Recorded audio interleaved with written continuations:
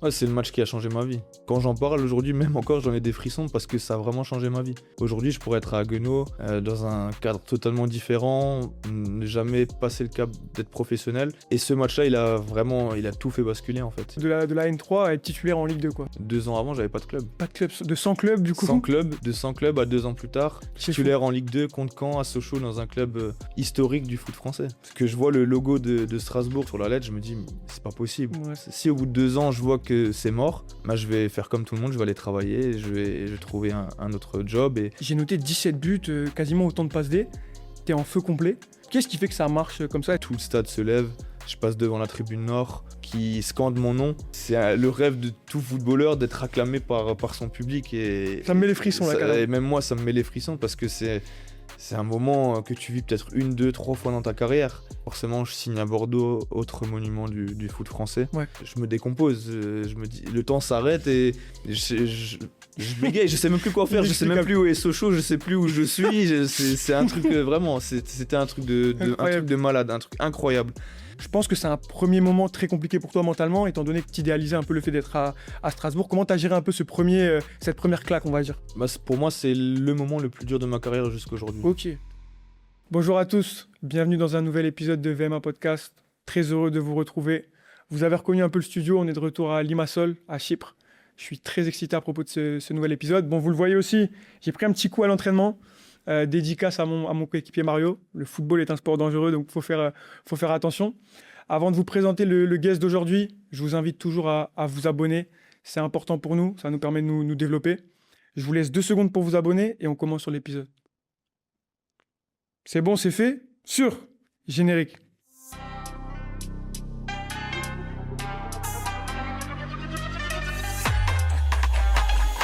Pour l'épisode d'aujourd'hui, je suis très heureux de vous présenter un joueur de football qui joue ici à l'Apollon Limassol. Formé à Strasbourg, il est passé par Sochaux, Bordeaux. Super personne, un mindset intéressant. Gaëtan, welcome to the show. Gaëtan, comment ça va? Ça va très très bien, merci. Et toi? Je suis très heureux de... Ça va très bien, merci. Je suis très heureux de t'avoir ici. Comme je te disais en off, tu fais pas forcément beaucoup d'interviews, de podcasts. Donc c'est un réel plaisir de t'avoir ici avec nous sur VMA Podcast. Un vrai plaisir partagé pour moi. Merci Gaëtan. Et je regardais une interview que je suis tombé sur YouTube. C'était un de tes coachs qui s'appelait Olivier Guégan. Et il disait qu'il était, il était fan du joueur, tu étais capitaine à cette époque-là. Mais ce qui sortait un peu du lot, c'était vraiment tes valeurs en tant que personne. Quelles sont les valeurs de Gaëtan Westbeek en tant que coéquipier, joueur, mais aussi dans la vie en général? Bah, je pense déjà l'humilité, qui est une force pour moi aujourd'hui par rapport aussi à mon parcours que j'ai eu tout au long de ma carrière. Le respect aussi avant tout, qu'on m'a inculqué dès tout petit, grâce à l'éducation que j'ai eue de mes parents aussi, de toute ma famille. Et je pense que c'est vraiment 2 mots importants pour moi qui, comment dire, qui me caractérisent aussi par rapport à ma carrière, pas que par rapport à la personne que je suis, mais aussi par rapport à ma carrière et comment j'ai vécu depuis tout petit. On va y revenir un peu justement sur le parcours, l'éducation, etc. Est-ce que ces valeurs d'humilité et de respect, c'est quelque chose que tu retrouves beaucoup dans le football, que ce soit au niveau des coéquipiers ou de toutes les personnes qui entourent un peu ce monde-là? C'est pas toujours facile, Ouais. honnêtement, c'est pas toujours le cas. C'est vrai que dans le foot, c'est pas les valeurs principales, surtout, voilà, ça dépend des joueurs. Mm. Il y a des joueurs très humbles, très respectueux, mais le respect il revient quand même souvent dans la plupart des équipes, dans la plupart des clubs. Le respect, c'est quand même primordial, peu importe le domaine, que ce soit dans le foot, dans la vie de tous les jours. C'est quelque chose qu'il faut avoir en soi et pour que tout se passe bien aussi, sur et en dehors du terrain. Yes, hyper intéressant. Tu as parlé du coup de l'éducation. On va repartir un peu dans le passé. Tu as commencé le foot à Sébar. C'est ça. dur à prononcer, hein. Vous m'excuserez. Tu viens d'une famille très, très sportive. Tu as le papa, le grand-père qui ont joué au foot. C'était comment à cette époque-là, le foot pour toi et comment ils ont influencé un peu ton développement, toute ta famille, etc. Bah, c'était que du plaisir, tous les jours avec le ballon, que ce soit à l'école, après l'école, les entraînements aussi, le soir ou le mercredi après-midi.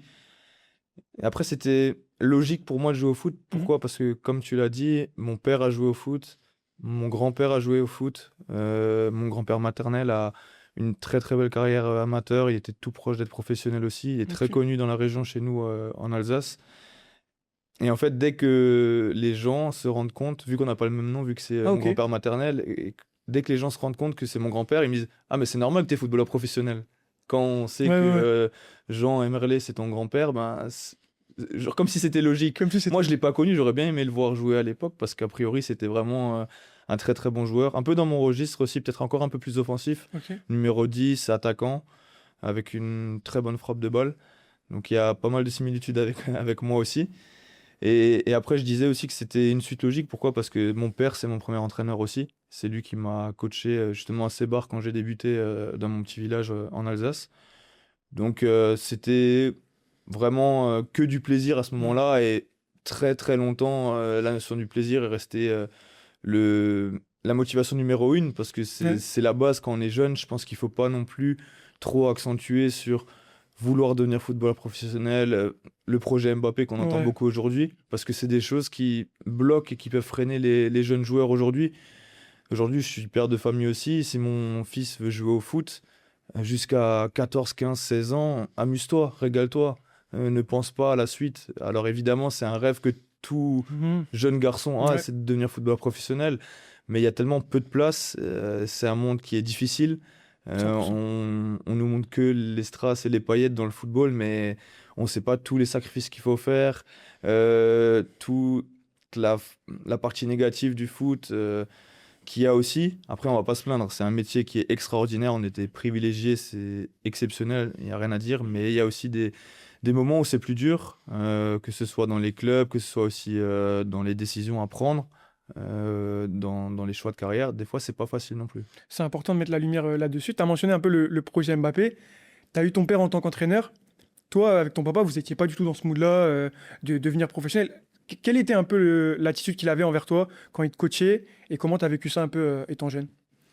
Il me coachait comme les autres joueurs de mon équipe, Ok. de manière très simple, parce que dans ces âges-là, 5, 6, 7, 8 ans, on est dans l'apprentissage et encore une fois dans le plaisir avant Mhm. tout. Donc il n'était pas là non plus à crier sur le terrain, pas du tout. C'était pas du tout un coach il coachait pas du tout de cette manière-là, Je vois. mais c'était plus pour nous accompagner et vraiment nous donner les valeurs aussi humaines au-delà du foot. Et on va dire que c'est difficile à dire, mais il était vraiment pour un éducateur, pour moi, c'était top. En plus, au-delà de que ce soit mon père, c'était vraiment un éducateur pour moi exceptionnel parce que il était vraiment tranquille au bord du terrain, pas comme Ouais, certains je vois. éducateurs qu'on voit aujourd'hui qui sont là à crier sur les petits. En fait, ça sert à rien parce que ça fait que les, comment dire, Crispé. les crisper exactement, et ça les aide pas les jeunes. Justement, au contraire, ça va les crisper et ils vont pas donner le meilleur d'eux-mêmes et des fois, ils vont même pas revenir à l'entraînement la fois d'après parce que ils ont peur, entre guillemets, de l'entraîneur. 100%. Avant de rejoindre Strasbourg, tu as eu un passage à Haguenau, qui est un club important dans ton histoire. C'était comment ces années à Haguenau? Et parle-moi un petit peu de ce qui s'est passé pour justement arriver à Strasbourg. Il me semble qu'il y a eu des entraînements dans les installations de Strasbourg, mais étant à Haguenau, il y a eu une lettre aussi importante. Parle-nous un petit peu de ces années-là. Bah, déjà, pour moi, c'était une chance énorme de pouvoir jouer à Guenot parce que c'était un peu le club de pré-formation avant Strasbourg. C'est un club qui est très bien structuré, Mhm. un club aussi où par la suite je suis revenu. Mais en jeune, c'est vraiment le bon endroit pour progresser juste avant de potentiellement pouvoir aller à Strasbourg. Mhm. Mais moi, au moment où je vais à Guenot, je me dis déjà que c'est exceptionnel pour moi parce que venant d'un petit village, c'était déjà magnifique pour moi. Je vois. Mais alors le jour où, je me rappelle comme si c'était hier, où je rentre chez moi et que le soir on est à table avec mes parents et que mon père il ramène une lettre sur la table et qu'il me la met devant moi. Et j'ai l'impression d'être à ce moment-là, alors que Ouais. c'était il y a très longtemps, hein. Et que je vois le logo de Strasbourg sur la lettre, je me dis, c'est pas possible. Ouais, c'est Pour moi, c'était impossible. comme un rêve en fait de pouvoir juste m'entraîner dans un premier temps parce qu'ils avaient composé une espèce de cellule, ils appelaient Mhm. ça, Alsace-Lorraine, donc de 23-24 joueurs. Ils ont sélectionné les 23-24 meilleurs à leurs yeux, Mhm. aux différents postes, et on s'entraînait ensemble un lundi par mois. Et les meilleurs de ces 23-24 joueurs ben, signaient derrière. Comme un test sur le long terme, en C'est fait. ça, voilà, exactement. Et je pense que c'était aussi une bonne idée de la part de Strasbourg de faire ça parce que ils n'ont pas jugé sur 1, 2 entraînements, ils ont jugé sur 20, peut-être 30 séances d'entraînement, plus les matchs où ils venaient regarder régulièrement aussi les différents joueurs. Donc c'était vraiment très bien organisé et donc c'est comme ça que ça s'est passé. Donc la lettre, c'est pour t'amener en essai de base. Et après, donc après cette année où tu viens tous les lundis une fois par mois, si je ne me C'est trompe pas, ils reviennent vers toi et ils disent bon, on veut te signer, on veut que tu intègres le centre de formation, c'est ça? C'était assez rapide au Ok. bout de, je dirais 6 mois déjà, ils avaient commencé à discuter avec mes parents pour dire que voilà, ils étaient vraiment intéressés pour que j'intègre le Racing le plus vite possible pour eux.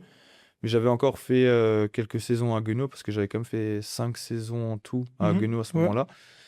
Et j'arrive du coup à Strasbourg à la fin de cette 5e année en U15 interrégionaux. Ouais, Et je pense que c'était le bon moment pour aller à Strasbourg parce qu'y aller trop tôt, c'était pas non plus pour moi la bonne chose. C'était vraiment le bon timing pour intégrer le Racing à ce moment-là. Ouais, c'est ça, tu rejoins le Racing à 14 ans, tu fais du coup ta préfo là-bas et ta formation. C'était comment les années en centre de formation? Bah, comment tu t'es développé un peu à Strasbourg? Comment était la formation là-bas? C'était exceptionnel, franchement. C'est des années où j'ai des souvenirs magnifiques, que ce soit avec mes coéquipiers, mais aussi avec les différents coachs que j'ai eus, parce Mhm. que Strasbourg, c'est vraiment un très bon centre de formation. Je pourrais citer tous les coachs que j'ai eus, entre Thierry Brandt en U15 interrégionaux, qui était aussi une des personnes qui m'a ramené au club. Ensuite, Giorgio Spinella, que j'ai eu en 17 ans nationaux, qui m'a rapidement fait confiance aussi en me surclassant avec les 96. Moi, je suis en 97, donc c'était aussi gratifiant pour moi Mhm. d'intégrer, après ma première année en U15 interrégionaux, de ne pas passer par les 17 régionaux, on va dire, et tout de suite intégrer les 17 nationaux.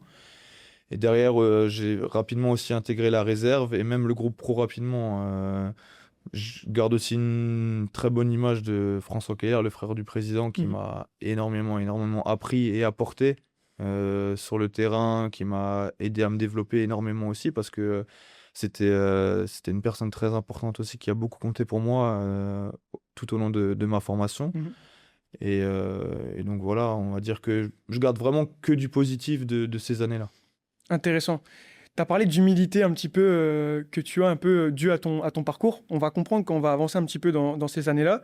Avec Strasbourg, tu vas jouer seulement 3 minutes, il me semble, enfin le temps réglementaire ou les dernières minutes d'un match de Coupe de France avec l'équipe première. Et malheureusement, après, ils décident de ne pas te conserver. En tout cas, ça, ils ne donnent pas suite avec toi. Je pense que c'est un premier moment très compliqué pour toi mentalement, étant donné que tu idéalisais un peu le fait d'être à Strasbourg. Comment tu as géré un peu cette première claque, on va dire? Bah, pour moi, c'est le moment le plus dur de ma carrière jusqu'à aujourd'hui. Ok. Très clairement, le moment le plus difficile parce que c'est le moment où les portes se referment devant toi Mhm. et ton avenir était promis à Strasbourg en tant qu'Alsacien, en tant que prochain numéro 10 du Racing. Et tout au long de ma formation aussi, on m'appelait la pépite, ce qui m'a pas forcément aidé, Ok, honnêtement. ok. Parce qu'on attendait beaucoup de moi aussi, des fois trop aussi à certains moments. Et avec du recul, je pense qu'on m'a peut-être intégré trop vite au groupe professionnel. Et donc j'étais rapidement impatient parce que j'ai commencé à faire mes premières séances d'entraînement à 16 ans, Ouais, très jeune, ouais. très jeune, avec l'équipe première, qui était certes en CFA à ce moment-là, mais ça restait comme une équipe professionnelle parce qu'il y avait des salaires importants déjà, 100%. même en CFA. Et, euh, et forcément, quand à 16 ans, on intègre déjà les entraînements, à 18, 19 ans, on est impatient. On se dit, ça fait 3 ans maintenant que je m'entraîne et je dois jouer. Alors que peut-être il faut encore 1, 2 saisons pour être prêt à jouer et à intégrer l'effectif professionnel. Après, l'autre chose qui m'a pas aidé aussi, c'est que le club a grandi rapidement Ok, aussi. ok. On est monté de CFA à national, de national rapidement aussi en Ligue 2, de Ligue 2 tout de suite en Ligue 1. Et donc forcément, il n'y avait pas forcément la place non plus pour les jeunes à ce Le temps, moment-là. et le Et temps le aussi. temps, parce que le club devait remonter. Mais tout ça, on le comprend avec du recul. 7, 8, 9 ans après, on se Mm. dit, voilà, c'est comme ça. Aujourd'hui, moi, j'ai pas de regrets. Strasbourg, c'est un club que je supporte à 1 million de %. Je regarde encore pratiquement tous les matchs de Strasbourg. Et évidemment que c'est quelque chose qui a été difficile parce que je pensais vraiment réussir là-bas. T'as été surpris quand ils t'ont donné cette décision, entre guillemets? Surpris, oui et non, parce que je le sentais un petit Ok, peu. Sur la fin, je m'entraînais plus trop avec le groupe. Il y a d'autres jeunes qui ont été plus mis en avant que moi. ok. Je restais plus en réserve. Et je m'y étais un peu préparé, mais quand on l'annonce clairement, c'est là que la claque elle est violente et ça met un bon KO. Il y a beaucoup de joueurs qui sont passés par là dans les épisodes qu'on a fait récemment. Et c'est vrai que c'est un moment un peu charnière dans le sens où, en fait, quand tu es dans ton centre de formation, que tu avances avec ton club, tu t'imagines un peu, tu te projettes, tu dis, OK, je vais être avec ce club-là, etc. Et quand les portes se referment, tu visualises plus forcément les chemins qui peuvent être le tien pour signer pro, etc. C'est pour ça que je pense que c'est dur pour des joueurs à ce moment-là. Avant de continuer sur la suite un peu de ton parcours, à quoi elles ressemblent les prochaines semaines? Je sais que tu as fait pas mal d'essais, je crois, en Allemagne aussi, un petit peu à Stuttgart. J'ai noté Ajaccio, Boulogne. Mais au final, c'est pas dans ces clubs-là que tu vas intégrer. Est-ce qu'il y avait des clubs qui t'avaient accepté ou c'est juste que tu n'avais pas été pris ou autre? Puisqu'au final, tu as rebondi à Guenot, on va y venir. Ouais, bien sûr. Après, il y a des clubs où ça s'est vraiment très bien passé, Ok. mais qui cherchaient pas forcément de joueurs à mon poste non plus. Par exemple, à Ajaccio, c'était mon premier essai à la CA et ça s'est vraiment bien passé. Et malheureusement, ça s'est pas fait parce que voilà, c'était un choix du club. Mhm. Derrière, à Boulogne, c'était un peu différent parce que je me sentais pas trop d'aller là-bas et les conditions n'étaient pas forcément réunies, on va dire. Mhm. Après, à Stuttgart, c'était plus avec la réserve. Ça s'est bien passé aussi, mais il n'y a pas eu de suite. Ok. Ils n'ont pas donné suite à l'essai. Et en toute fin de mercato, il y avait un autre club allemand de Ouais. 4e division, Lokomotiv Leipzig, donc le deuxième club de Leipzig. Et ils ont vraiment fait le forcing pour que je vienne, mais j'étais là-bas 3-4 jours et je me voyais vraiment pas aller là-bas parce que aller en 4e division à l'autre bout de l'Allemagne alors que je peux aller à Haguenau chez moi, certes à un niveau inférieur, je me voyais pas tout quitter pour aller en 4e division allemande Ouais, je comprends. et tout quitter pour ça. À Guenot, c'était de la N3, du coup, donc c'est ouais, un niveau en dessous. Mais la décision qui a fait que tu rejoins à Guenot, c'est une rencontre que tu as fait en boîte. Est-ce que tu peux nous raconter ça? Parce que c'est une belle anecdote, je trouve. Et surtout que cette personne-là, je vais te laisser la mentionner, elle a eu un rôle important un peu dans ton développement. Ouais, bien sûr, ça s'est passé un tout petit peu plus tard, Ok, mais au moment où je me retrouve avec entre guillemets plus rien, ok. je savais que j'avais la roue de secours d'Haguenau Ah, parce tu que savais. c'était mon club de cœur, que j'ai joué là-bas plus jeune. Ok, Et le président, Jean-Luc Kleinman, m'avait contacté bien avant tout ça, déjà au mois de mai, pour me demander si je voulais revenir à Haguenau. Et au mois de mai, forcément, on sort d'un centre de formation. L'objectif, c'est de rebondir dans un autre club professionnel et pas aller dans le monde amateur. Parce qu'on sait que aller dans le monde amateur après ça, pour rebondir, c'est encore plus compliqué. Donc, à ce moment-là, je rappelle Jean-Luc Kleinman. Je lui dis voilà, finalement. Ça s'est pas fait. Est-ce que dans un premier temps, je peux venir m'entraîner? Je voulais pas forcément tout de suite ok, signer. je Donc, comprends. je suis venu à l'entraînement une semaine. Et rapidement, l'entraîneur qui était Claude Spreng et Luca Catalano, c'était un duo, un binôme. Rapidement, ils ont fait le forcing pour que je signe. On était déjà au mois de septembre et ils n'avaient pas bien commencé le championnat d'ailleurs. Et donc, ça s'est fait naturellement parce que j'étais chez moi, je me sentais bien, Mhm. j'étais à l'aise. Et finalement, je dis, bah, pourquoi rester sans club? Autant jouer, même si c'est en National 3 dans un club que je connais, prendre du plaisir, me laisser 2 ans, et au bout de 2 ans, on verra ce qui se passe. Si au bout de 2 ans, je vois que c'est mort, bah, je vais faire comme tout le monde, je vais aller travailler, je vais trouver un autre job, et je vais un peu combiner les deux. Je vais rester à Haguenau peut-être toute ma carrière, Mhm. et travailler à côté. Et donc, je m'étais laissé 2 ans pour faire que ça dans un premier temps. Et à ce moment-là, quelques semaines plus tard, je rencontre du coup Cédric Deibel en boîte de nuit dans une discussion vraiment aléatoire Qu'est-ce que tu faisais en boîte de nuit déjà, c'est ça? à 2 heures du matin, Mhm. et qui me dit, moi, je sais exactement ce qui te manque pour passer le cap. Et je lui dis, ok, ben, dis-moi. Il me dit, ouais, voilà, tu as besoin de plus d'explosivité, travailler un peu ta vitesse, aussi ton temps de réaction Les premiers mètres. sur les premiers mètres et ce genre de choses. Et si tu veux, on peut faire des séances en plus ensemble. Et c'est vrai que j'avais besoin de ça, j'en étais conscient, mais je savais pas vraiment comment le travailler non plus parce que tu sors de centre de formation, t'es Ouais. chouchouté, et voilà. Et après, il faut trouver des solutions tout seul. Ça fait grandir aussi en tant qu'homme d'avoir ce genre d'expérience parce que t'es livré à toi-même. Il y a plus personne qui est là, t'es plus le joueur de centre de Mhm. formation où t'as beaucoup de luxe, beaucoup de choses, tout est fait pour toi, pour que tu sois Ouais. dans les meilleures conditions. Et donc à ce moment-là, on s'entraînait 3 fois par semaine à Haguenau et je me rajoutais 2 séances individuelles avec du coup Cédric pour travailler l'explosivité et les premiers mètres. Et c'est vrai que ça m'a énormément servi par la suite parce que j'ai commencé à faire ça rapidement au mois d'octobre-novembre jusqu'à la fin de saison. Et j'ai rapidement senti la différence et ce qui m'a permis aussi de faire une saison magnifique en National 3. Incroyable. Franchement, il y a pas mal de choses que tu as dit qui sont hyper intéressantes. Donc, cette saison-là, avec Haguenau, j'ai noté 17 buts, quasiment autant de passes D. Tu es en feu complet. Qu'est-ce qui fait que ça marche comme ça? Est-ce que c'est le fait que tu te sentes bien, que c'est un club, c'est le club de ton enfance, etc. Ou c'est... Qu'est-ce qui a fait que tu fais une saison comme ça, au niveau statistique, prolifique comme ça? Je me souviens en fait d'une discussion avec mon père Mhm. après la fin avec Strasbourg, où il me dit que voilà, souvent je suis trop gentil sur le terrain, Ok. ou voilà, je préfère faire la dernière passe au lieu d'être un peu plus égoïste dans les 20-30 derniers mètres, que j'ai les capacités de marquer beaucoup plus, parce que c'est vrai qu'à Strasbourg, en jeune, j'ai toujours beaucoup marqué, mais en réserve, j'ai jamais marqué Ok. beaucoup. Et c'était peut-être le moment le plus important où j'aurais peut-être dû être plus décisif avec la réserve pour pouvoir aussi passer le cap. Je sais pas, je Ouais, dis ouais. ça maintenant, mais peut-être que ça aurait rien changé. Mais c'est vrai qu'aujourd'hui, dans le foot d'aujourd'hui, les stats, c'est très important. Et je pense que cette discussion, elle m'a fait réfléchir beaucoup aussi, parce que je m'étais dit, ouais, c'est vrai qu'aujourd'hui, dans le foot moderne, il faut des stats en tant que numéro 8, numéro 10. Et forcément, d'être chez moi, dans un confort, je me sentais Ça bien, joue. j'étais épanoui dans ma vie aussi. Voilà, je vivais bien. On était un vrai groupe de potes, en fait, à Haguenau. Et on prenait du plaisir, on rigolait ensemble.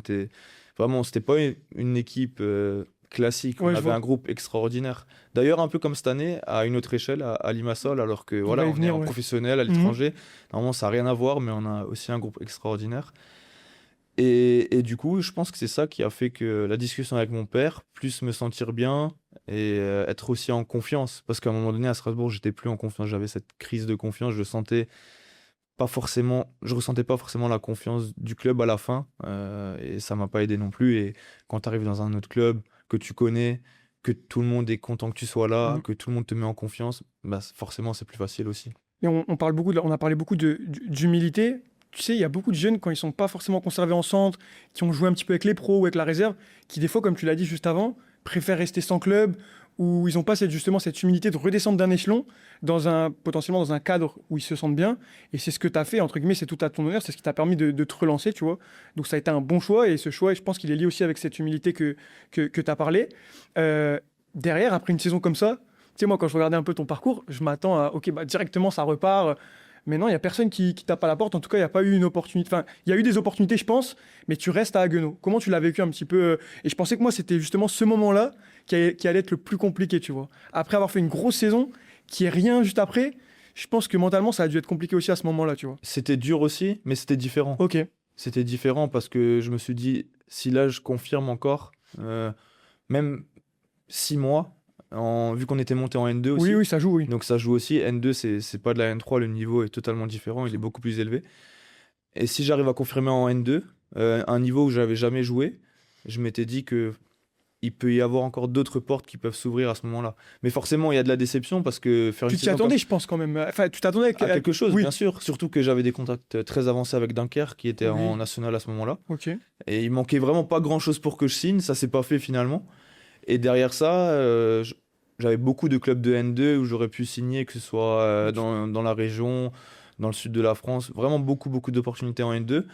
Mais je me suis dit, je viens de monter avec mon club, j'ai mon confort, je connais tout le monde ici, je vais pas aller ailleurs en N2 pour peut-être devoir repartir encore une fois à zéro et devoir reprouver les choses, etc. Et donc je me suis dit, non, pourquoi pas continuer à Haguenau dans un super groupe. Sachant qu'à ce moment-là, je sais aussi que Cédric Debel va devenir entraîneur Mhm. de l'équipe première, Mhm. qu'ils avaient fait ce choix-là.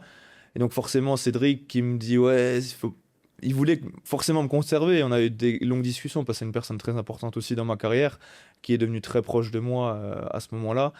Et donc, quelque part, c'était un peu donnant-donnant. Il Ouais. m'a beaucoup donné sur une saison. Il m'a aussi aidé à progresser dans mes Mhm. faiblesses, on va dire. Et donc, je m'étais dit, ouais, je connais ses qualités, sa manière de m'entraîner aussi. Pourquoi pas rester et faire la saison et voir comment ça se passe derrière. Donc, pour moi, c'était quelque part, si je partais pas, c'est une suite logique de rester plutôt que d'aller dans d'autres clubs de N2. Incroyable, incroyable. Pour avancer du coup dans ton parcours, donc tu vas rester, tu as parlé de 6 mois justement, et dans ces 6 mois, ce qui se passe, c'est qu'il y a un match de Coupe de France contre Sochaux, et c'est un peu le tournant de ta carrière, ce match-là. Est-ce que tu peux nous parler un peu de ce match-là et de ce qui se passe du coup après? Ouais, c'est le match qui a changé ma vie, clairement. Quand j'en parle aujourd'hui, même encore, j'en ai des frissons parce que ça a vraiment changé ma vie. Aujourd'hui, je pourrais être à Haguenau, dans un cadre totalement différent, ne jamais passer le cap d'être professionnel. Et ce match-là, il a tout fait basculer en fait. Il a tout fait basculer. Et dans un premier temps, vu que c'était que le septième tour, quand je vois Sochaux, je suis dégoûté. Parce que je me dis, c'est le septième tour, on joue déjà une Ligue 2, alors qu'on pourrait encore jouer un club de N3, peut-être de R1, même de R2, des Mhm. petits clubs. Et on se retrouve à avoir le tirage le plus difficile, une équipe de Ligue 2, Sochaux, un monument du foot français. Mhm. Et on se dit, enfin moi dans un premier temps, je me dis, ouais, c'est pas le bon tirage, parce que forcément on veut encore passer un ou deux tours, peut-être les jouer à ce moment-là, ou jouer encore une meilleure équipe de Ligue 1. Mhm. Et finalement, bah, Dieu merci, Ouais. c'était le bon tirage pour moi, parce que ce match-là, il y a des jours comme ça où tu peux pas expliquer. Mhm. Vraiment, tu peux pas expliquer, et tout te réussit, tu peux faire ce que tu veux, tout passe. Et souvent, je discutais avec, justement avec Cédric par rapport au dispositif de notre équipe, parce que j'étais vraiment proche de lui. Et pour moi, j'aidais plus l'équipe contre les équipes de haut tableau N2. Et maintenant, comme ça s'est passé avec aussi Sochaux en Coupe de France, donc une équipe de haut niveau, en jouant en 8. Et donc il me dit, ouais, on va pas t'utiliser en tant que 10 dans ce match-là, plus en tant que 8 Pour venir un peu pour chercher le venir faire ballon. le jeu et organiser. Et finalement, ce jour-là, je joue à ce poste-là et tout me réussit, je marque, je fais vraiment un très très bon match. Mais moi, sur le terrain, sur le coup, je me rends pas compte parce qu'en fait, je me dis, c'est une chance de jouer une Ligue 2. Donc, vas-y, kiffe, prends du plaisir et ne calcule rien, juste prends du plaisir. Peut-être c'est la dernière fois de ta vie que tu vas jouer à un club de Ligue 2. Donc, prends du plaisir et ne calcule rien. Et en fait, en m'enlevant toute cette pression négative Cette notion et de stress. juste en me disant prends du plaisir, et Mhm. ben c'est comme ça que j'ai fait le meilleur match de ma saison, sûrement aussi à Haguenau, que N2 et Coupe de France confondues. Vous avez fait combien du coup ce match-là? Comment ça s'est On a fait? perdu 4-3 après prolongation. C'était Un match de fou, hein. un match de fou, vraiment un match de fou. On perdait 1-0, j'égalise juste avant la mi-temps, d'une frappe des 20 mètres. Ensuite 2-1 pour Sochaux, 3-1 pour Sochaux. On revient à 3-3 dans les 10 dernières minutes. Et malheureusement, on méritait vraiment beaucoup mieux sur ce match-là. Je pense qu'on méritait vraiment, vraiment de passer.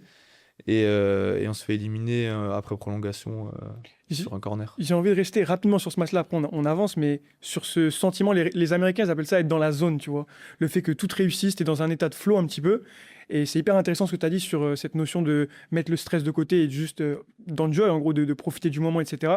Parle-nous un peu de ce sentiment. Est-ce que déjà c'est un sentiment que tu as retrouvé dans ta carrière, je pense, mais parle-nous des sensations un peu sur le terrain, si tu t'en rappelles un petit peu. Ouais, les sensations, elles étaient incroyables.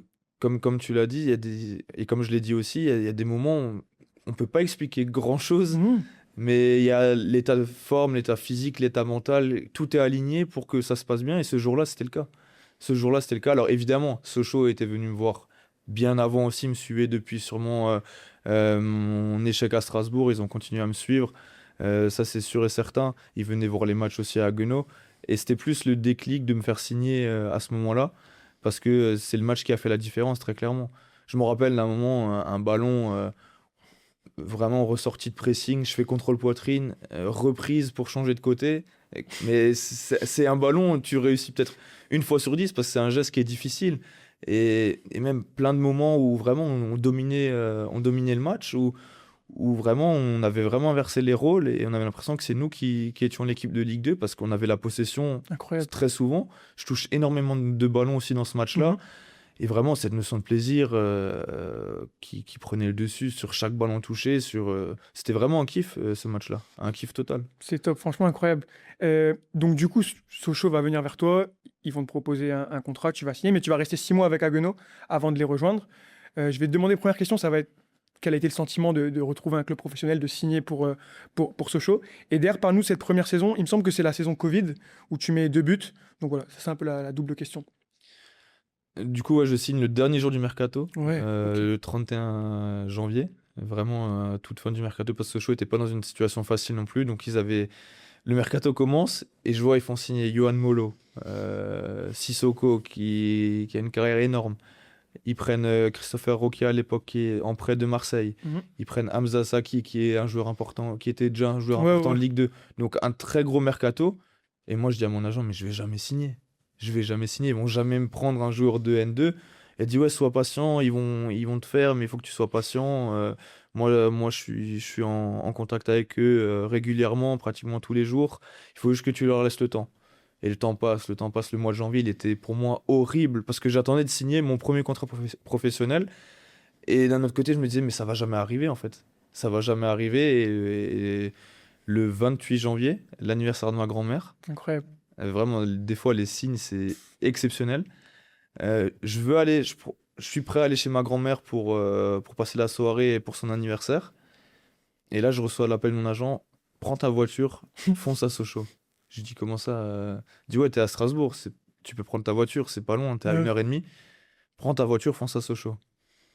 Et là, je me décompose, je me dis, le temps s'arrête et je bégaye, je sais même plus quoi faire, je sais même Inexplicable. plus où est Sochaux, je sais plus où je suis. C'est un truc vraiment, c'était un truc un truc Incroyable. de malade, un truc incroyable. Et donc, j'ai pas envie de me porter l'œil, j'ai pas envie de me porter la poisse. Donc, je vais chez ma grand-mère quand même, une demi-heure, 1 heure. Mais dans ma tête, je suis pas là parce que je pense déjà à prendre la route et partir à Sochaux parce que j'ai quand même un peu de route encore et c'était le soir. Et donc, rapidement, je pars et ma grand-mère, elle aime pas quand on part rapidement comme Ouais. ça, quand on vient chez elle pour Mhm. un anniversaire, même de manière générale. Elle me dit, ah, tu pars déjà? Je dis, ouais, mamie, je suis fatigué, j'ai envie de rentrer. Elle me dit, bon, ok. Et donc je dis juste à mes parents, je préviens mes parents évidemment parce qu'ils avaient tout suivi. Je dis voilà, il faut que j'aille à Sochaux, il faut que j'aille signer. Et mes parents là, ils ont pas compris. Mais je dis, vous inquiétez pas, j'y vais, je prends ma voiture, j'y vais. Je suis parti à Sochaux, j'arrive, il neigeait, un truc de fou. J'arrive à Sochaux, à une demi-heure de Sochaux, il commence à neiger. Je me suis dit, c'est pas possible, j'ai jamais arrivé. Mais tempête de neige, hein, c'était un truc de fou. Donc vraiment, il y a tellement de souvenirs de ce moment-là. Et après, le lendemain, je signe et c'est.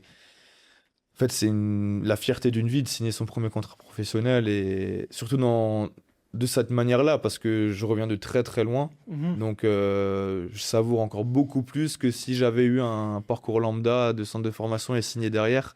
Et là, c'était la fierté absolue aussi pour mes parents, ma famille, de signer professionnel. Non, tu dis tu reviens de loin, mais les gens, je pense, faut s'imaginer quand même que tu es dans un centre de formation, entre guillemets, t'es un des joueurs sur qui on compte, on te dit ouais, t'es la pépite, etc. Tu signes pas pro, derrière tu trouves pas une bonne porte de sortie, un autre club professionnel, comme ça arrive hein, des fois chez des joueurs qui signent pas dans leur club, dans leur centre de formation, ils intègrent un autre centre. Tu retournes en N3, donc c'est D5 en France, et t'as pas lâché, tu fais une super saison, t'arrives en N2. Je sais pas si les gens ils se rendent compte, mais tu reviens vraiment de loin, et on peut comprendre du coup le fait que tu sois extrêmement content. Et je te remercie un peu d'avoir expliqué un peu toutes ces anecdotes, la neige, tu dois aller chez la grand-mère, ça c'est vraiment top, on adore et c'est incroyable. Du coup, cette première saison, du coup, pendant le Covid, c'est quoi un peu de retrouver un peu le haut niveau du coup, et surtout de découvrir en vrai le haut niveau du football français. Et du coup, bah, période Covid, tu mets quand même 2 buts, comment ça s'est passé? Déjà, j'arrive à Sochaux, encore une fois, en toute humilité. Et je me dis, je vais gratter un petit peu de temps de jeu, je vais faire des entrées. Première saison, j'avais signé du coup 3 ans. Et donc, je me dis, ouais, non, première saison, il faut réintégrer une structure professionnelle que j'avais connue à Strasbourg en Ligue 2 parce que je m'entraînais quotidiennement avec Strasbourg qui était en Ligue 2 juste avant que sur ma dernière saison à Strasbourg. Et donc, je me dis, je vais là-bas, mais j'ai rien à perdre, j'ai Ouais. tout à gagner. J'ai vraiment tout à gagner. Je reviens de tellement loin que toutes les miettes qu'on va me donner, ben, je vais les utiliser au maximum et le mieux possible. Sauf que je fais une bonne préparation, la préparation commence. Je sens rapidement quand même la confiance d'Omar Daf, qui est aussi forcément Mm. une personne très très très importante dans ma carrière. Et je sens au fur et à mesure l'équipe se dessiner, au fur et à mesure de la prépa, et je sens toujours que je suis dans les bons coups. Je suis toujours dans la bonne équipe, l'équipe qui fait les bonnes prestations dans les matchs amicaux. Et arrive le match à Vittel, le dernier match de préparation contre Metz. Et là, je me dis, si là je joue, la semaine prochaine je vais débuter, c'est Ouais. pratiquement sûr. Mais dans ma tête, je me dis, c'est pas possible. Mm. Encore une fois, je me dis, c'est pas possible. D'où je viens, réussir à en 4-5 semaines à convaincre un entraîneur, ou à Strasbourg pendant 3 saisons et demie, j'ai pas réussi à convaincre un entraîneur juste de me mettre dans le groupe, de me lancer. Je me dis que j'y croyais pas en fait. Je me suis dit, c'est pas possible. Et la compo sort titulaire contre Metz, le dernier match de prépa. Je fais, il me semble, 80 minutes, donc pratiquement un match plein. Et je me dis, ouais, là, ça sent vraiment très très bon pour la semaine prochaine. Et là, le week-end, je rentre à Strasbourg comme souvent parce que ce chose, c'était pas loin. Je kiffe avec mes potes, je me vide la tête un petit peu, fin de prépa. Mais dans ma tête, je sais que dans une semaine, il y a quelque chose de grand qui peut démarrer dans ma vie et dans ma carrière. Et on revient, la semaine commence normalement comme Mhm. d'habitude. Le lundi, on jouait le vendredi soir contre Caen en premier match. Donc Caen, grosse équipe Ouais. aussi de Ligue 2, qui venait, il me semble, de descendre Ouais, de Ligue possible, 1 ouais. à ce Mhm. moment-là. Et, euh, et là, je me prépare au mieux, mais le coach montre pas trop le lundi et le mardi ce qu'il veut faire. Et le mercredi, le coach me convoque dans son bureau. Première fois, je pense, depuis que j'avais signé en janvier, qui me convoque dans son bureau Qui te parle, quoi, pour me vraiment. parler en face à face. Et donc là, je me dis, soit c'est pour me dire, voilà, je me suis bien préparé, mais voilà, t'es quand même, c'est la première fois Mhm. que t'es dans un groupe, on va dire, pro en Ligue 2, tu vas pas débuter, mais continue comme ça. Ou alors, c'est pour me dire que je vais débuter. Et là, j'arrive, et c'est marrant parce qu'avec Omar Daf, c'était toujours un peu de cette manière-là. Il t'annonce ça tellement naturellement qu'en fait, t'es dedans tout de Ouais, t'es suite. dedans, t'as pas le temps de. T'es dedans tout de suite. Et il me parle, je me rappelle de Deminguet à ce moment-là. Il me dit voilà, lui, c'est lui qui organise tout le jeu. Il faut que tu sois proche de lui sans le ballon. Je m'en souviens exactement de cette discussion. Il me fait un peu son, son speech d'avant-match qu'il peut faire avec l'ensemble de l'équipe, mais il me le fait déjà le mercredi pour me montrer que voilà, c'est très important que tu sois en place. Tu vas jouer numéro 10 derrière l'attaquant. Et joue, prends du plaisir parce que ce que tu m'as montré pendant 6 semaines, Mhm. j'ai pas le choix de te faire jouer parce que tu le mérites amplement. Mais pour moi, c'était incroyable. Donc là, je sors du bureau, j'écris à mes potes, les Je suis gars, titulaire. je vais être titulaire, faut que vous veniez. C'est magnifique. Genre, c'était plus qu'un rêve qui était en train de se réaliser. Après tout ce que j'ai vécu avant, c'était presque inespéré de pouvoir faire ça. Allez, on va dire 2 ans après, Mhm. 2 ans et demi après, ou 2 ans, ouais, un peu plus de 2 ans après, quoi. En 2 ans et demi, ouais, de la N3 à être titulaire en Ligue 2, quoi. Ouais. C'est de ça qu'on parle. Même pas de la N3 à ce moment-là, parce que quand on prend le calendrier, on reprend fin juillet. 2 ans avant, j'avais pas de club. Pas de club, de 100 clubs, du 100 coup. clubs, de 100 clubs à 2 ans plus tard, C'est fou. titulaire en Ligue 2 contre Caen à Sochaux dans un club historique du foot français. C'est fou. Mais quand on analyse, je pense que ces années, du coup, en N2, N3, elles t'ont aidé à te développer, à prendre confiance en toi et aider à arriver avec beaucoup, pas avec beaucoup de confiance, parce que quand tu arrives en Ligue 2, c'est différent, mais à s'endurcir un petit peu, etc. Je pense, hein. J'aimais cette hypothèse. Pour avancer un petit peu dans ton parcours, donc sur la saison suivante, parce que c'est une saison, je trouve, qui est importante, c'est une saison où bah, Omar Daf te nomme capitaine. Une saison après que tu rejoins. Donc là, ça va un peu vite. Là, les gens, ils doivent dire, mais je comprends pas trop ce qui se passe. Il est en N2, d'un coup, il est titulaire en Ligue 2 et là, il est capitaine. Donc, c'est vraiment incroyable quand on dit que tu as un parcours vraiment, vraiment fou. Il te nomme capitaine et c'est une saison vraiment où, bah, moi, c'est à ce moment-là que j'entends parler de toi un petit peu en suivant un peu la Ligue 2, la Ligue 1, etc. C'est une saison où j'ai vu des doublés, j'ai vu des coups francs. C'est une saison où, franchement, une bonne saison pour toi. Est-ce que tu peux nous parler un petit peu de cette saison avant d'avancer sur la suite? Ouais, bien sûr, pour moi, c'est ma meilleure saison, même en Ligue 2. Ouais, Des 5 saisons confondues que j'ai faites en Ligue 2, c'est ma meilleure saison. Je finis la saison avec 10 buts, 4-5 passes décisives, une saison pleine pour un milieu de terrain. Encore une fois, c'est une très très bonne saison. Mais ce qui a tout déclenché, c'est la confiance que le staff m'a donnée, que ce soit Omar Daf, son adjoint Stéphane Mangione aussi, à qui je dois beaucoup, l'ensemble du staff qui était en place. Moi, je pensais pas être capitaine. J'ai été une fois capitaine pendant la préparation, ça tournait pas mal. ouais. Et il m'annonce, c'est le coach adjoint, on joue à Auxerre la première journée de championnat. Et le coach adjoint vient me voir sur le terrain, donc Stéphane Mangione, et il me dit, je t'ai pas mis dans les tireurs de pénalty aujourd'hui parce que tu as une trop grosse responsabilité. Mais moi, je pense même pas au capitana à ce moment-là. Mhm. Je comprends pas trop ce qu'il veut me dire, ce qu'il avait derrière la tête. Et il me dit, voilà, on a décidé de te mettre capitaine. Donc l'entraîneur adjoint, le bras droit de Mardaf, qui m'annonce ça 1 heure et demie avant le match. Euh, Après une saison en pro, on va dire même pas une saison complète vu que ça s'arrête à 28 matchs à cause du Covid. Et il dit voilà, tu mérites. On a fait une préparation très longue aussi à cause du Covid qui a Ouais. duré pratiquement 8 semaines. Oui, oui, oui. Et il a dit ce que tu nous as montré pendant 8 semaines, c'est digne d'un capitaine de Et, très haut niveau. et pourtant, tu étais quand même assez jeune à ce moment-là. Ouais, j'étais très jeune. J'étais très jeune. Il me semble que j'avais 23 ans. J'allais dire 23-24. Ouais. 23-24 ans. Donc très jeune avec un vestiaire où il y a quand même Joseph Lopi qui a de l'expérience en Ligue 2, C'est fou. Florentin Pogba qui a joué en Ligue Mhm. 1, même un peu en Europa League avec Saint-Étienne. Et il y avait pas mal de joueurs importants aussi, mais avec qui je m'entendais très bien. J'avais vraiment une très bonne relation avec l'ensemble des joueurs, ce qui m'a aussi aidé à être capitaine très facilement derrière parce que je m'appuyais sur ce genre de leader aussi à côté de moi. Et donc c'était finalement assez naturel pour moi de devenir capitaine et j'y ai pris goût assez rapidement, avec beaucoup de fierté forcément d'être capitaine de Sochaux quand même, qui est un grand, grand club français. Et pour rester justement sur cette saison, est-ce qu'il y a un moment, est-ce que tu peux sélectionner pour nous un moment qui t'a marqué dans cette saison? Parce que comme je l'ai dit, il y a des doublés, il y a des coups francs. Un match particulier dont tu te rappelles qui a été important dans cette saison-là? Bah déjà le premier, Ok. parce que je pense que c'est un de mes meilleurs matchs dans le contenu. Je fais rapidement une passe décisive aussi sur corner, je m'en souviens. Mais dans le contenu, rapidement, avec la confiance que le staff m'a donnée, ce match-là, pareil, j'ai vraiment fait une très grande performance. Je me rappelle aussi de mon doublé contre Chambly à domicile, Ouais. un match fou J'ai vu celui-là. où on perdait d'abord 1-0. J'ai l'occasion d'égaliser. Mais là, un moment où je suis en pleine confiance, passe latérale devant le but vide, hein. But vide, je veux juste la pousser, mais trop serein, hein, je veux la pousser dans le but, et il y a un défenseur qui revient à fond, et je rate. Je me dis, ouais, c'est pas possible de rater ça. Je pense 2 minutes après, coup franc, but. Un peu, je sais plus si on perdait 2-0 et si c'était le 2-1. Non, oui, on perdait 1-0, c'était le 1 partout. Donc là, je me dis, ouais, voilà, encore une fois, c'est un moment où je dois profiter de ça, d'avoir cette réussite de marquer rapidement derrière un échec.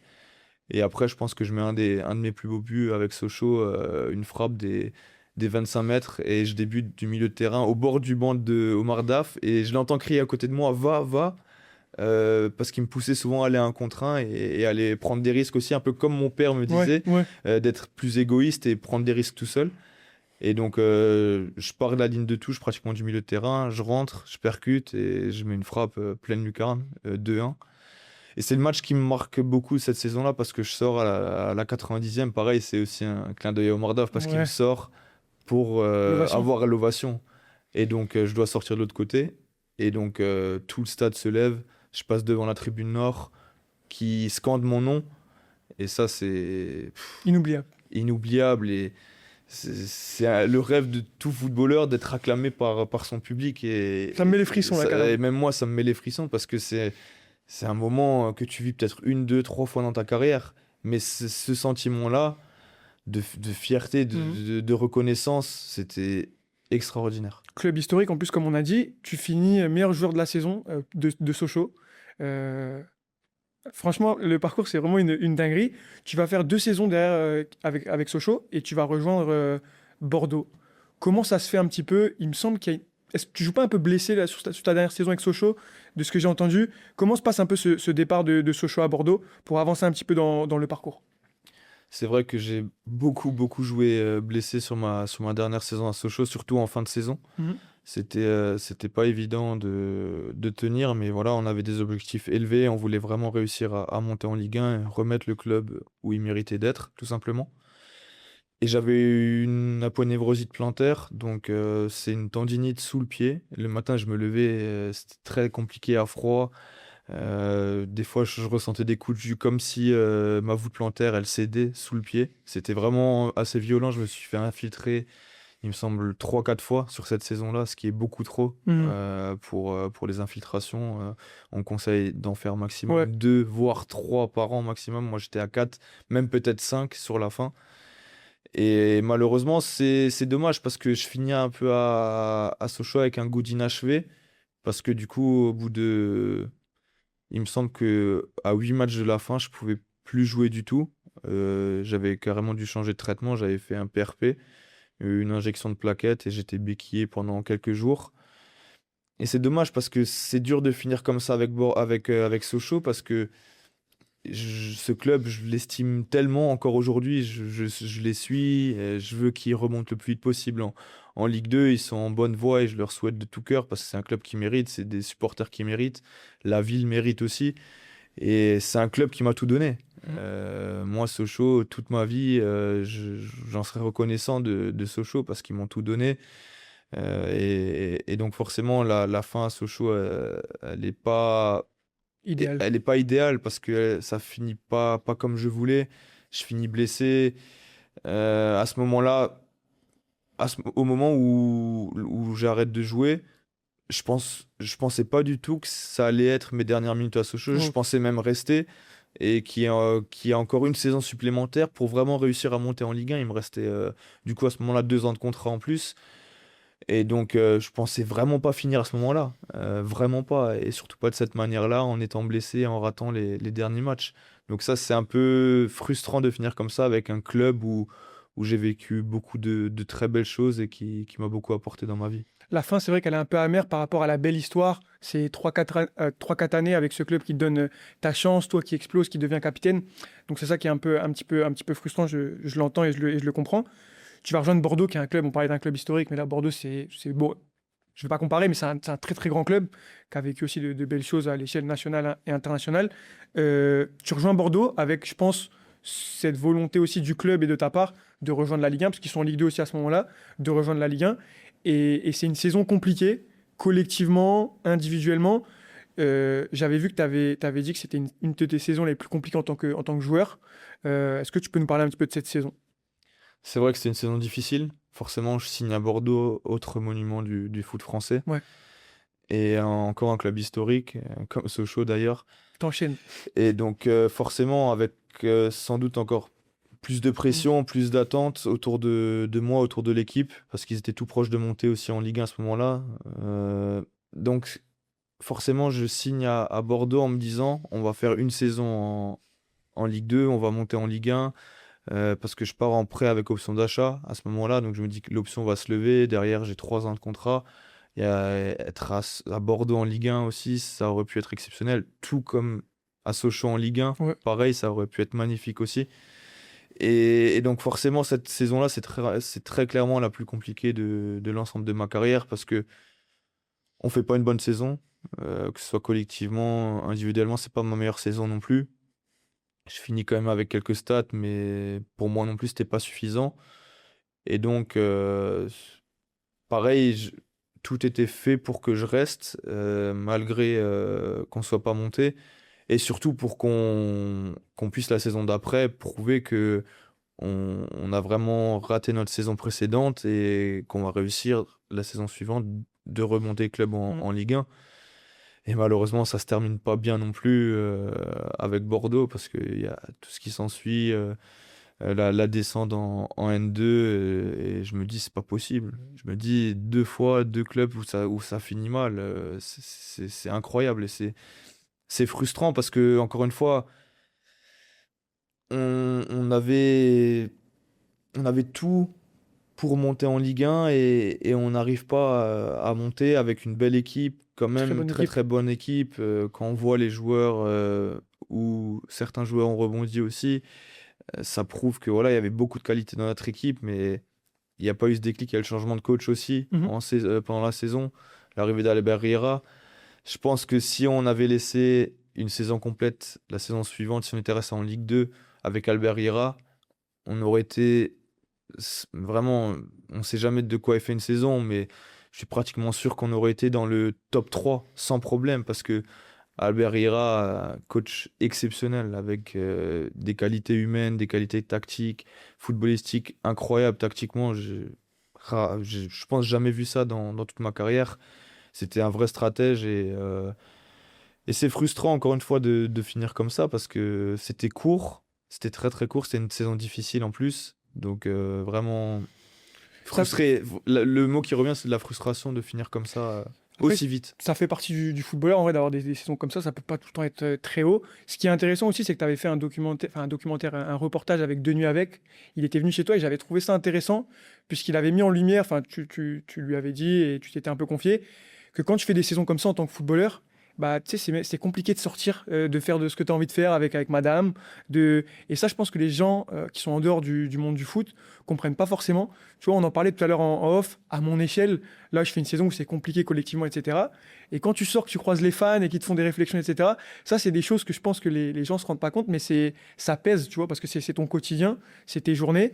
Et ouais, on va rester un petit peu là-dessus, mais comment tu vivais un peu ces moments dans ta vie privée, d'être dans une situation où tu es dans un super club, mais ça se passe mal, on n'est pas à la hauteur des objectifs. Quand je dis que ça se passe mal, c'est pas non plus catastrophique, mais on n'est pas aux objectifs du club. Individuellement, c'est pas la meilleure saison. Comment tu vis ça un petit peu, l'à côté, la vie un peu privée? Ouais, c'est dur mentalement, c'est très très difficile parce qu'on veut bien faire, on veut réussir, on veut gagner des Exactement. matchs, on veut être performant.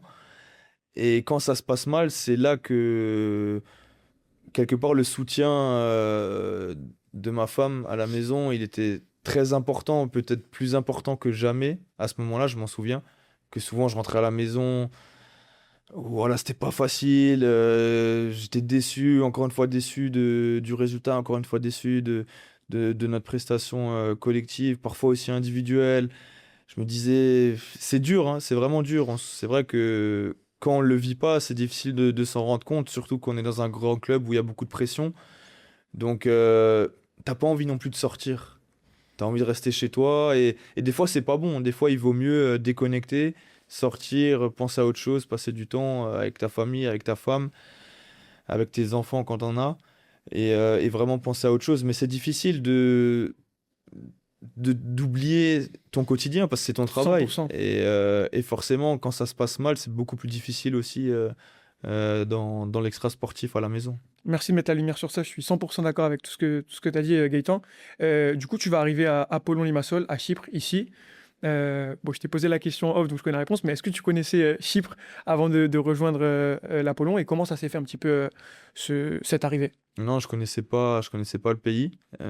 C'est vrai que je connaissais Limassol parce que c'est Mhm. encore une fois un grand club qui est historique, L'Apollon, ouais. même qui a fait beaucoup de matchs européens, qui a joué en Coupe d'Europe et ce genre de choses. Je connaissais l'Hapoel Nicosie aussi, Mhm. qui est aussi Club un club historique. important, historique du pays. On va dire quand on est étranger, c'est les deux clubs qui reviennent en France, par exemple, pour 100%. moi, Mhm. parce que c'est les deux clubs les plus connus du pays. Mhm. Et donc, ouais, c'était quelque chose de nouveau. C'était une décision difficile pour moi, parce que c'est la première fois aussi qu'on partait à l'étranger. Mon fils venait de naître, avait 1 mois et demi. C'était beaucoup de choses qui n'étaient pas faciles à gérer pour moi. Partir à l'étranger avec notre fils qui a 1 mois et demi, euh, dans un pays qu'on connaît pas, c'était pas facile, hein. C'était une décision très très difficile, sachant qu'à côté j'avais d'autres opportunités, comme rester en France, signer à Caen, dans un club encore une fois très important du foot français, en Ligue 2 avec Mbappé qui vient de racheter le Mhm. club, Un beau projet. et un beau projet encore une fois. Et j'ai beaucoup hésité avec Caen. D'ailleurs, quand je suis arrivé ici, j'hésitais à rentrer Ok. parce que je me sentais pas, je connaissais. En fait, quand je suis arrivé ici, j'ai eu comme un coup de stress en me La disant, sensation que c'était peut-être le mauvais choix. ouais, exactement. Ouais. Et donc, j'ai une discussion encore. J'arrive l'après-midi. Le soir, je discute avec l'agent qui m'a ramené ici, Anthony Rica, et qui est un franco-grec qui travaille beaucoup à Chypre. Et donc, on est dans la chambre d'hôtel avec ma femme et je dis, je crois qu'on va rentrer. Avec le petit, 1 mois et demi, il était là. Je me suis dit, je peux pas prendre le risque de rester ici, à l'étranger, dans un pays que je connais pas, avec ma femme, mon fils qui est tout petit, sachant que j'ai l'opportunité d'aller à Caen aussi, dans un championnat que je connais.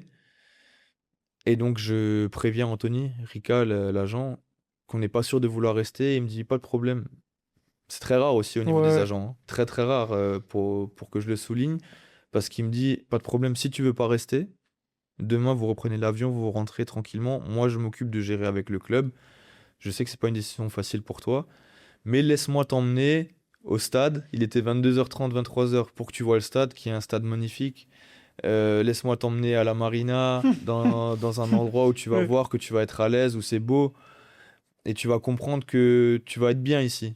Alors je dis ok, on fait ça. Donc je vois le stade, c'est vrai, le stade, C'est un beau stade, ouais. c'est un stade qui est magnifique pour un petit pays comme Chypre, faire un stade comme ça, c'est top de pouvoir jouer à domicile dans un tel stade.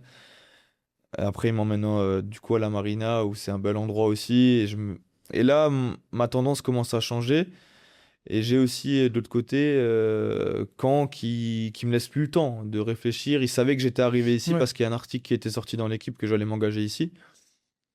Et donc, je discute une dernière fois avec le président de Caen et je me dis que c'est même pas vis-à-vis de Caen parce que ça reste un club Mhm. magnifique en France.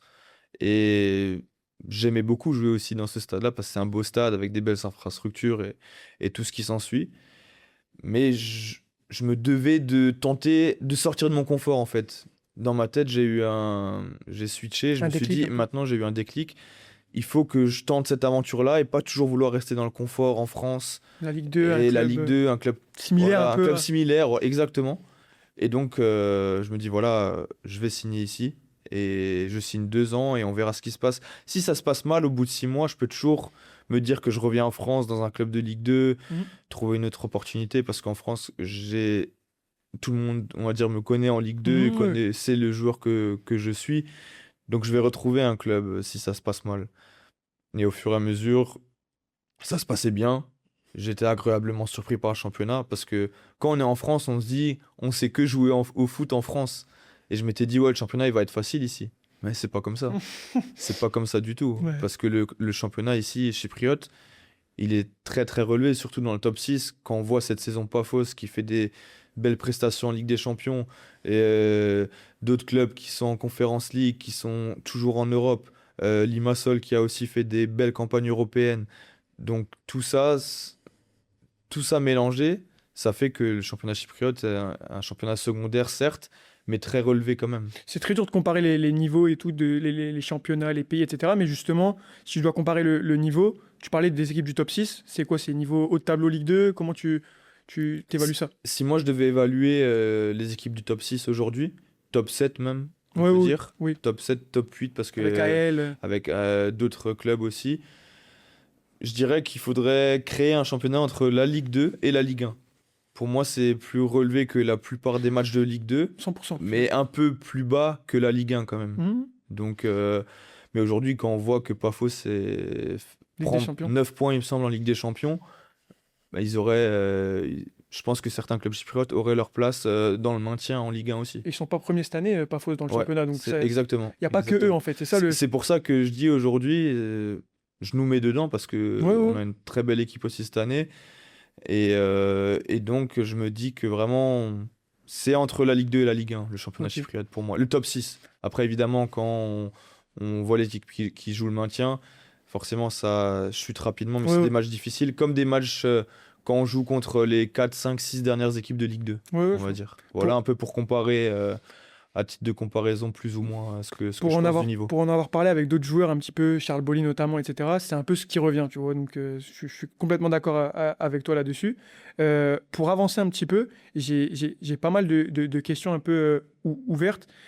Tu sais, quand j'ai regardé Transfer Market, j'ai regardé un peu tous tes matchs, etc., les équipes, ce qui est venu à mon esprit, c'est que t'es pas souvent blessé.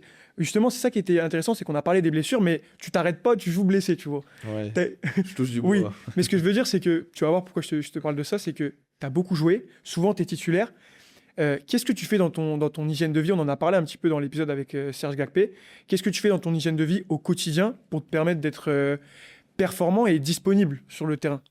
Bah, déjà, pour moi, la chose la plus importante, c'est le sommeil. Avant tout, bien dormir, dormir à des heures convenables. Pour moi, ça fait vraiment la différence, surtout pour durer aussi dans une carrière, pour éviter le maximum de blessures. C'est sûr, si tu te couches à 2 heures, 3 heures du matin, que tu dois te lever à 8h30, t'entraîner derrière, ça va être très compliqué.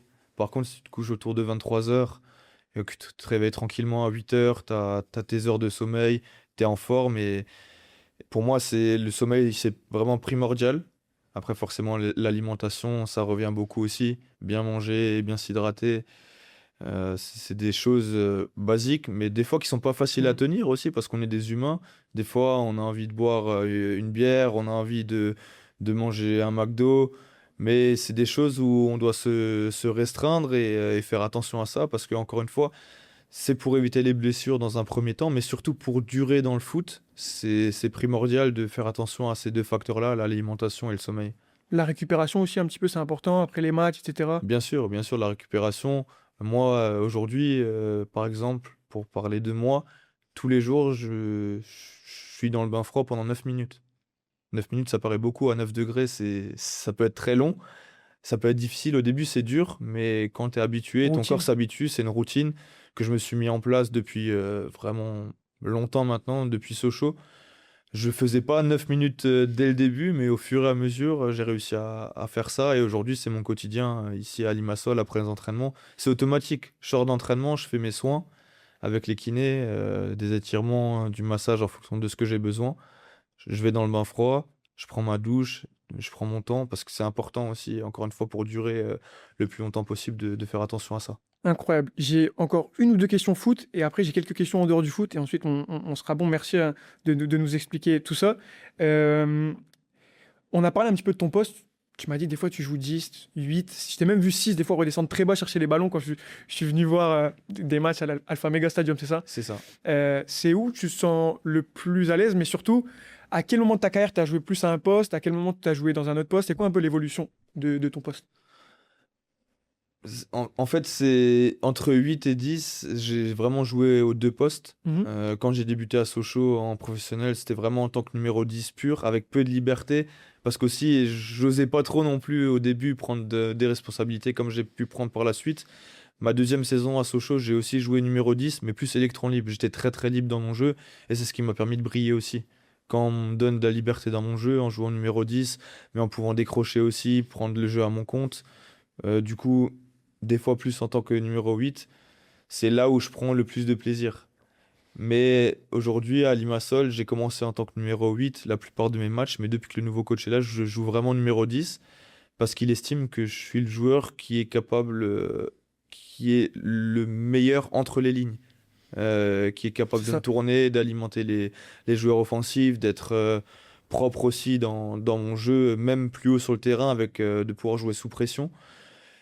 Tout dépend aussi du dispositif. Ouais, ouais, ok. Avec certains coachs, j'ai préféré jouer 8. Aujourd'hui, je prends beaucoup de plaisir en jouant numéro 10 actuellement à Apollon parce que le jeu est aussi différent avec ce coach-là. Je prenais plus de plaisir à jouer 8 avec l'ancien coach.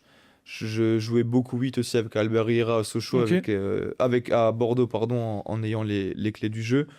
Et donc, c'est vraiment deux postes où j'étais vraiment à l'aise, où je suis vraiment à l'aise.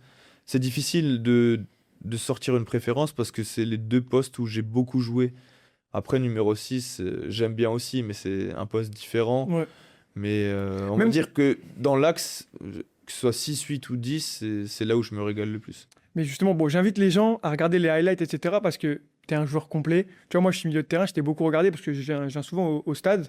Et je parlais du poste numéro 6, mais quand tu es 8, des fois, tu viens chercher les ballons très bas, mais derrière, ça t'empêche pas d'être juste après très haut et organisé un peu plus haut sur le terrain.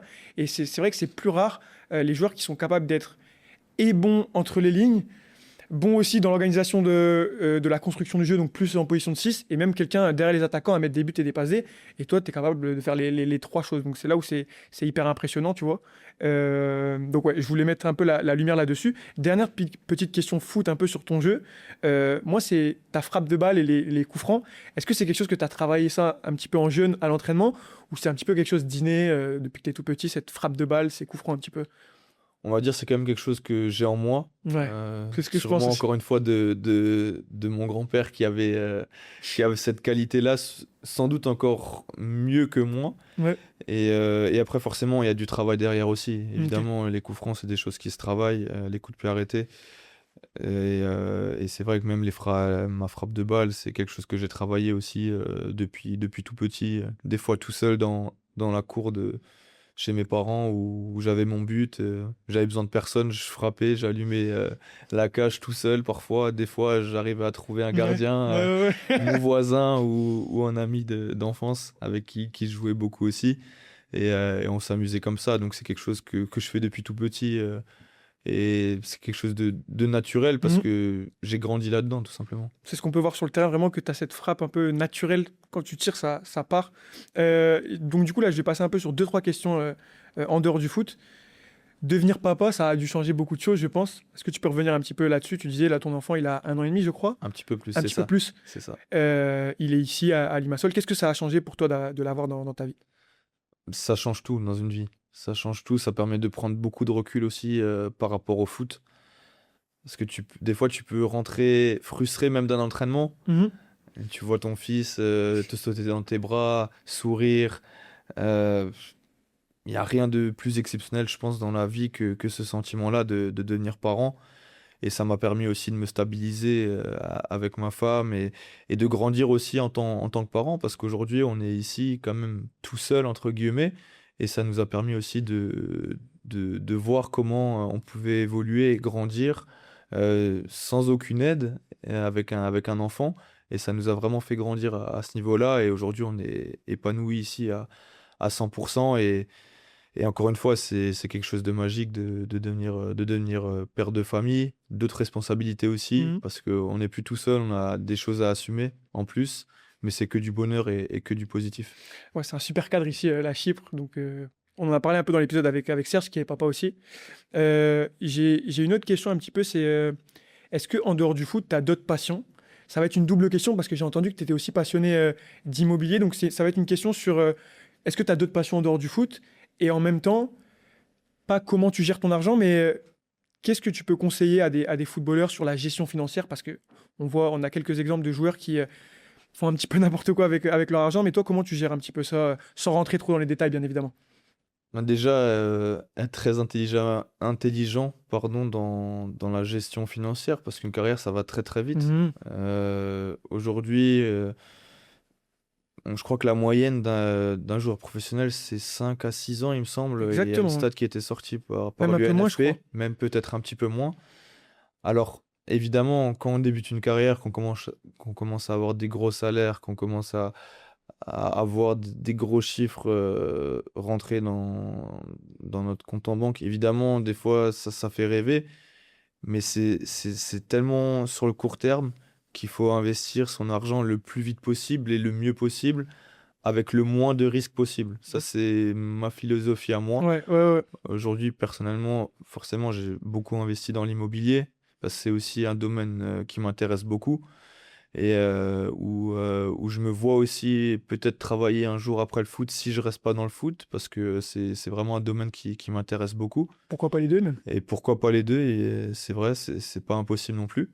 Mais c'est vrai que j'ai vu des choses dans le foot où je me suis dit, ce joueur-là, il doit gagner le triple ou quadruple de moi. Et quand j'apprenais par la suite ce qu'il gagnait par rapport à moi, des fois la moitié, des fois moins, je me suis dit, mais c'est pas possible. Il crame 100% de son salaire. Et aujourd'hui, c'est marrant qu'on parle de ça parce que moi, tous les jours, je suis dans les calculs. Je calcule pour l'après-carrière, ce que j'aurai besoin, ce qu'il me faudra pour bien vivre, combien je vais devoir épargner encore jusqu'à la fin pour pouvoir construire la maison qu'on veut avec ma femme, pour que mes enfants, mon fils aujourd'hui, mais mes enfants potentiellement plus tard, soient bien Mhm. dans leur vie. Il faut penser à tout ça parce que quand c'est fini, c'est trop tard. Quand on gagne des sommes importantes, sur le court terme, il faut vraiment les investir rapidement et de manière intelligente et épargner au maximum pour être dans de bonnes conditions après. Moi, aujourd'hui, très clairement, j'essaye de vivre de la même manière dont je vais vivre après le foot. Je vais essayer de pas dépenser beaucoup plus que ce que je vais pouvoir dépenser après le foot pour avoir cette balance Mhm. positive et être prêt à l'après-carrière, tout simplement. Parce qu'aujourd'hui, l'objectif, c'est que mes investissements soient remboursés à la fin du foot ou peut-être Mhm. maximum 4 5 ans plus tard et que je vais pouvoir vivre de ça en plus des revenus que je vais avoir complémentaires par ce que je vais faire après le foot, que ce soit peut-être dans l'immobilier ou dans le foot ou les deux et pour pouvoir peut-être même vivre mieux après le foot qu'actuellement. Parce que la vie après le foot, elle est beaucoup plus longue qu'une carrière. Une carrière aujourd'hui, moi, c'est ma 7e saison professionnelle Mhm. actuellement. L'objectif, c'est de durer le plus longtemps possible, mais c'est quelque chose qui peut vite se finir aussi. Il y a pas de sécurité. Mhm. Aujourd'hui, je suis en fin de contrat, j'ai pas renouvelé. Heu, Ça va trop vite le foot, On sait donc il pas ce faut qui être peut se passer. Ouais. malin, il faut vraiment être malin à ce niveau-là. Merci pour cette réponse, Gaëtan. Franchement, hyper intéressant. Et c'est pour ça que je te posais cette question. Je le vois et je l'ai vu que tu es reposé et que sur cet aspect financier-là, tu es éduqué. Et c'est hyper intéressant ce que tu as dit. Et je suis sûr que le message il va être entendu. Ma dernière question, c'est vraiment un message d'inspiration. Je ne sais pas si tu as regardé quelques épisodes qu'on fait ou avec Serge, mais j'aime bien demander à la fin euh, un message d'inspiration et d'espoir à tout le monde, pas forcément aux jeunes, mais propre à ton histoire. Tu en as parlé un tout petit peu au début avec l'humilité, mais quel est le message que tu peux faire passer par rapport à ton histoire? Un message d'inspiration et d'espoir un petit peu. Bah, pour moi, c'est très simple, c'est ne jamais rien lâcher. Tout simplement parce que ça me définit et ça montre que même après un, 2, 3, 4 échecs, il y a toujours possibilité de rebondir. Donc ne pas lâcher et surtout être fort mentalement parce que c'est ce qui fait la différence. Le mental, c'est ce qui fait tout. Et c'est vraiment sur ce point-là que je veux finir parce que en étant fort mentalement, en se battant au quotidien pour quelque chose, on peut finir à ses fins. Incroyable. Et je garderai aussi l'humilité que tu as mentionné tout au long de l'épisode parce que je trouve que c'est quelque chose qui te définit et qui est hyper important dans le foot et dans la vie. Tu nous as fait un petit cadeau, Gaëtan, et je t'en remercie grandement. Un maillot magnifique de l'Apollon Limassol qu'on va faire. Le logo, il est vraiment incroyable. Vraiment, C'est vrai qu'il il est est, magnifique. il est magnifique. Franchement, numéro 27. On va vous le faire gagner en commentaire, comme à chaque fois en bio. Merci Gaëtan pour ce maillot-là. Dernier petit mot, je t'en avais parlé, Gaëtan. Donc, c'est pas forcément un sujet très gai, mais malheureusement, on a une personne de la famille de Martin, qui est notre vidéaste, qui est atteint de la maladie de Charcot. Une maladie très cruelle qui fait beaucoup de morts et qui est peu médiatisée malheureusement. Donc on va vous inviter aux dons. On va mettre également un lien en commentaire pour faire des dons et aider la recherche et à se battre contre cette maladie. C'est vraiment un sujet qui nous tient à cœur. Est-ce que tu voulais rajouter quelque chose? Je sais qu'il y a un membre de ta famille qui a dû se battre contre cette maladie-là. Ouais, bien sûr, c'est vrai que c'est bien de mettre cette maladie en lumière parce que moi je l'ai vécu aussi avec mon grand-père que j'ai perdu en 2010, donc il y a très longtemps déjà, mais c'est quelque Désolé. chose qui m'a vraiment, vraiment marqué aussi dans ma vie parce que c'est une personne dont j'étais très très proche. Et voir son état se dégrader aussi rapidement avec cette maladie, c'est vrai qu'il faut la mettre en lumière et réussir à trouver les traitements nécessaires pour que ce genre de cas diminue et surtout que ce genre de personnes puissent guérir parce que c'est vraiment une maladie très très compliquée. Merci Gaëtan. Et en plus, comme je l'ai dit, elle est peu médiatisée, on entend peu parler. Merci d'avoir pris le temps. Je vous dis à bientôt pour un nouvel épisode. N'hésitez pas en commentaire à nous expliquer un peu ce que vous en avez pensé, ce que vous avez pensé du parcours incroyable de Gaëtan. Et je vous dis à bientôt. Gaëtan, merci beaucoup. Merci à toi.